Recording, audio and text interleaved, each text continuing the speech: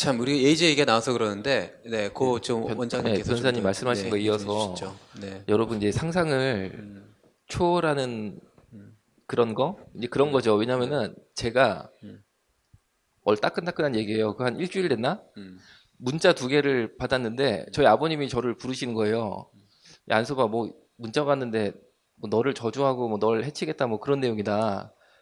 저희 아버지 연락처를 어떻게 알았는지 70대신 할아버지인데 제가 강의한 동영상이 유튜브에 있잖아요. 그걸 보고 성소수자 단체에서 보낸 거예요. 우리 500만 명을 뭐 해가지고 네가 뭐 명예를 훼손했으니 저는 별 얘기한 거 없어요. 동성애와 에이즈의 연관성을 얘기한 것뿐인데 네. 우리의 명예를 훼손했으니 너를 저주하고 뭐 막 그런 내용 있잖아요. 네. 널 뭐 해치고 뭐 그런 내용을 쫙 2통을 보내는데 문자 테러를 할 것 같으면 나한테 보내지 왜 우리 아버지한테 보내? 그 이유가 뭐냐면요. 우리 아버지 연락처는 또 어떻게 알았어? 근데 제 연락처는 그 친구들이 알고 있어요. 그래서 몇 번 전화도 받고 그랬어요. 네. 가족들을 괴롭히는 거예요. 그래서 그 일을 못하게 만드는 거예요. 이 일하는 사람들이. 네. 그러니까 그런 식으로 하니까 결국에 공무원들, 의사들, 과학자들 다 아예 손을 들어버리는 거예요. 그 니네 원하는 거 다 들어줄게. 네. 그런 어떤 약점. 그리고 성소수자 인권연대 공지사항 게시판을 네. 보면요. 우리 같이 동성애의 해악을 알기 때문에 동성애가 좋지 않다라는 걸 말하는 사람들을 혐오 세력이라고 부르거든요. 그분들은 얼굴 보세요. 혐오하게 생긴 사람들이니까 다 얼굴 좋구만. 뭐 다 사랑에 가득 찼지 뭐 혐오야.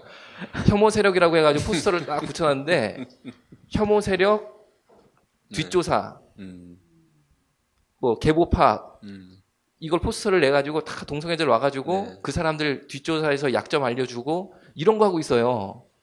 그러니까 이게 참 과연 겉으로 방송 나올 때는 인권의 가면을 쓰고 나오지만 실제 뒤에서 벌어지는 걸 보면 최소한 제가 경험한 것은 인권이라는 이름으로 먹고 사는 친구들이에요. 그중에 특히 활동가라는 사람들은 네. 직업이 없어요. 그거로 먹고 살아요. 네.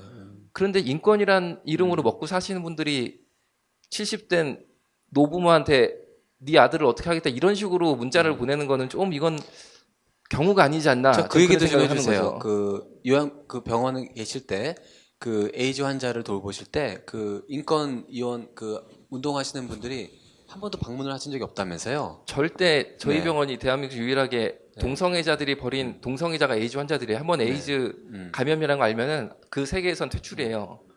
그럼 그 사람들 어떡합니까? 애가 없으니까 그냥 독거노인이 돼가지고 탑골공원, 길거리 이런 데서 노숙자로 사니까 그분들을 모셔다가 돌봄을 제공했었는데 단 한 번도 소위 동성애 인권 운동가들이 전화, 방문 전혀 없었어요. 전혀. 한 번도 없었고 오히려 제가 여러 가지 이렇게 동성애 얘기하고 뭐 이렇게 활동을 하다 보니까 네. 오히려 제가 집단으로 그분들한테 구타도 당하고 제 물건도 뺏겼어요. 아이고야. 네. 그런데 그분들이 텔레비에 나와가지고 막 울면서 차별받았다 뭐 하면서 막 불쌍한 그런 모습을 보이면은 저는 어떻게 느끼냐면은 아 저것은 방송용 악어의 눈물이다. 아, 그쵸. 그런데 모르고 네. 보면 속겠다. 그리고 저는 속으로 얘기를 하죠. 야 저분은 절대 차별받을 인간이 아니신데 네. 대한민국의 다른 사람 몰라도 저 인간은 절대 차별받고 살 인간이 아닌데 야 저렇게 또 하시네. 이제 그 생각이 드는 거죠. 네.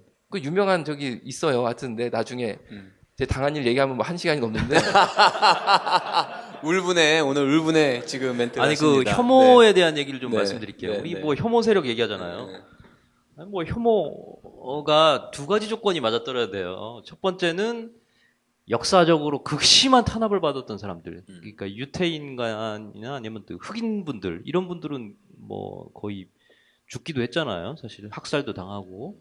2번째는 이제 생리적으로 절대 바꿀 수 없는 그런 것들을 비판할 때 이 2가지 조건이 맞아야 돼요. 그럼 좋습니다. 첫 번째, 역사적으로 극심한 탄압을 받아야 되는 거잖아요. 한국 사회에서. 아니 동성애자가 언제 극심한 탄압을 받았나요? 누가 폭행했습니까? 누가 맞아 죽었습니까?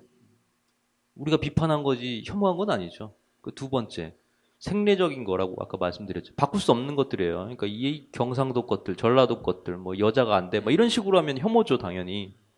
근데 동성애는 아까도 말씀드렸듯이만 이세를 생산을 못 해요. 간단하게 생각하면 됩니다. 그럼 유전이 안 되잖아요. 그럼 어떻게 그게 DNA가 갈 수 있어요? 그 두 가지 조건이 안 맞아요, 지금. 그런데 자기는 혐오한다고 그래요. 100번 양보합시다. 그럼 우리가 혐오한다고 쳐요. 그러면 명예훼손의 세 가지 조각 사유가 있습니다. 첫 번째, 공공의 이익을 위해서 얘기할 때는 명예훼손에 해당되지 않습니다. 두 번째, 사실을 있는 그대로 얘기할 때는 명예훼손에 해당되지 않습니다. 세 번째, 비방의 목적이 없을 때는 명예훼손에 해당되지 않아요. 그러면 공공의 목적, 사실을 적시하고 비방의 목적이 없는 우리의 발언을 했을 때 그걸 과연 혐오 발언이라고 얘기할 수 있느냐 말입니다, 지금. 즉 쉽게 해서 제가 동성애자분들한테 동성애자 여러분 남성 간 성행위를 하면요 에이즈에 걸리신대요. 그런데 조심하셔야 됩니다. 이렇게 얘기하면 쟤네가 혐오를 한다고 그렇게 얘기를 하잖아요. 근데 잘 보세요. 공공의 목적. 아니 저도 건강하기 위해서고 저희 아이들도 보호하기 위해서고 당신도 에이즈로부터 보호받을 수 있도록 하기 위해서 제가 얘기를 해주는 거 아닙니까? 공공의 목적 해당되죠. 사실 적시. 이거는 내과 의사들이 보는 해리슨 내과학이라는 데서도 나와요. 남성 간 성접촉을 통해서 항문 성교를 통해서 에이즈가 확산된다는 얘기들이 나오거든요. 그 사실을 적시한 거예요. 비방 목적. 아니 그 얘기를 하는데 무슨 제가 그분들한테 비방을 했습니까? 예? 야 이 놈 뭐 X 뭐 이런 식으로 한 것도 아니잖아요.